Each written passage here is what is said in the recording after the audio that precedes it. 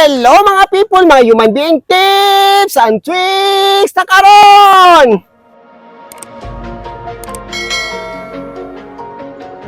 Hala, andito na yung sister Akas, kapariho ko. Babae din siya, di ba? Tingnan ninyo ang buhok. Ano sa tingin ninyo? Saan kaya ito pinunta ang buhok? Bakit nagkaganito? Anong nangyari? Girl, bakit ganito ang buhok? Di ba? Pero okay lang yan. Oh, yan ang nangyari sa buhok.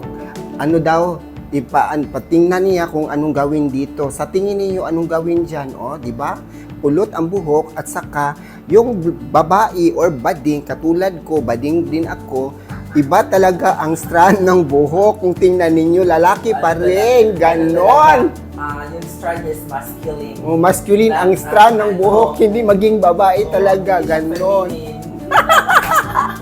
So, ang gawin ngayon, iriban to, pagkatapos, magkulay muna. Then, di ba ang kulay niya, sa tingin niyong kulay, i-tone down at saka ito i-lighter para mag-even ang kulay. Pagkatapos, iriban ng bundastic para masubukan niya kasi hindi pa niya nasubukan na magpariban ng Schwarzkopf product made in Germany.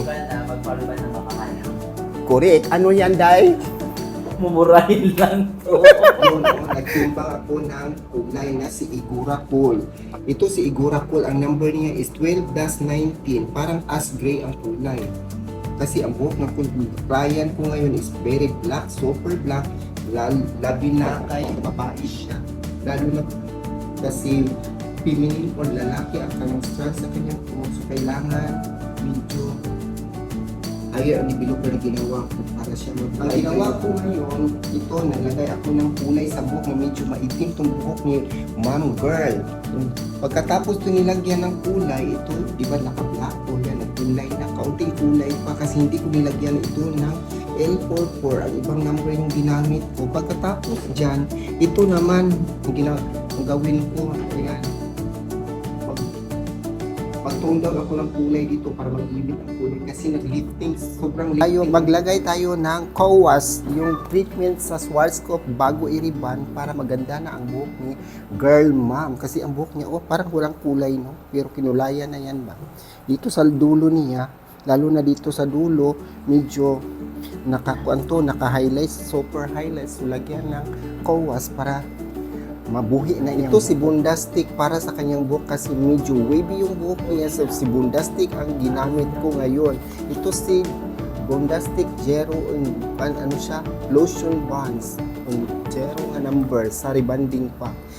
Pagkatapos nito, lagyan ng mga gamot katulad nito. Ito ang zero. Pagkatapos i-mix natin sa number 1. Mix natin dito sa number 1 para hindi siya masyadong para matapang kasi pag ito lang gamito. Ito di ba nakita niyo na buhaghag yung buhok na parang wavy na malaki yung strand. Ngayon wala na kasi nilagyan ng Bundastic na yung strong parang matapang na gamot. Ano na yan? Tingnan niyo, di ba, wala na yung kulot, na straight na siya. Kato si Bundastic, maganda to pag ang buhok parang wavy. Malaki ang strand niya, madali lang siyang straight pero bantay-bantay ka mag-ribbon kasi hindi siya basta-basta na gamot. Dali siya. Ito na ang resulta ng nilagyan ng Bundastic rebonding. Hindi pa siya na-plansa pero ayan ang buhok niya. Parang walang nangyari, no? Sa tingin niyo parang hindi siya na-refine. Ganon talaga ang buhok. Pero ma-plansa na to, parang maayos na siguro para maganda na. Kasi ang buhok niyan, marami itong highlights or bleach itong buhok. Ang kulay parang medyo, lang yan, doon sa, saan binili ma'am? Doon sa breeding. Kahit gaano kabuhaghag or ka-wavy ang buhok, basta si Ceramagic na plansa, yung flat iron, straight yan, walang tatalo sa plansa. Sinong matibay, plansa or ang buhok? Ganyan ang mga gamit, mga Schwarzkopf product. Hindi sayang yung mga pag nagplansa ka kasi ang buhok mo straight siya. Hindi basta-basta na nakita niyo to kanina. Diba super buhaghag, super malaki yung strand ng buhok. Ngayon, yan yung plansa Ceramagic, yan ang kanyang talent. Super talented to na plansa. Grabe yan. Diba? Straight na straight yung buhok. At saka ito, dalawa ang plansa kasi yung mga plansa dapat nakakontrol yung temperature, hindi pwede isa lang, dalawa talaga. So, ito si Bondastic Fixer Cream is ano to siya, neutralizer. Sa hindi nakaalam is neutralizer. Hindi ka nakasulat dito ang neutralizer, fixer ang nakalagay dito, fixer cream. Ganito ang fixer cream, para bang cream na cream, di ba? Maganda no, gwapa, lamig tilaan. Tirak be. Na din na siya, diba? O ganun na. Dito, tapos ang nilagay si Bondastic Serum. Maliit lang pero treatment siya, pero powerful na treatment. Ayan, wala nang sulod, wala nang laman. 8 minutes lang siya ibabad para hindi mabuhaghag yung buhok.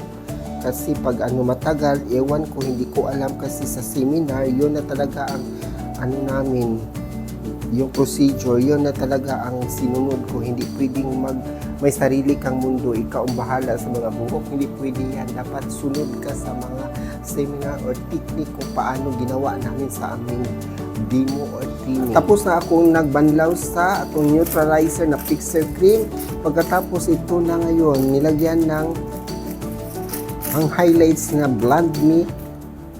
Kasi ang buhok niya hindi na pantay yung kulay kanina nung ginawa ko. So ngayon ito, lagyan na lang ng highlights para magpantay sila, para may kulay sa ibabaw. Kanina ang buhok ni girl, nakita ninyo, di ba, malaki yung strand, parang wave dito at dito, parang may kulay niya na si Gemma Cruz. Alam na ninyo si Gemma Cruz, palagi na ninyong narinig si Gemma Cruz, so alam na ninyo yan kung ano ang Gemma Cruz. Ang kulay niya ngayon is maganda na. Ang ginawa dito is nag-ribbon, bago nag-ribbon, kinulayan, pagkatapos nag-ribbon ng Bondastic.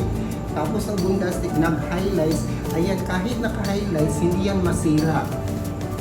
Ganun talaga ang Swarovski. Hindi, kung anong gusto nila, depende sa customer. Kung gusto nilang magpakulay, gusto nilang lahat na gawin pwede. And sa lahat ang minuod sa aking YouTube channel, Miss Human Being, don't forget to subscribe, like, comment below, and thank you for watching. Bye!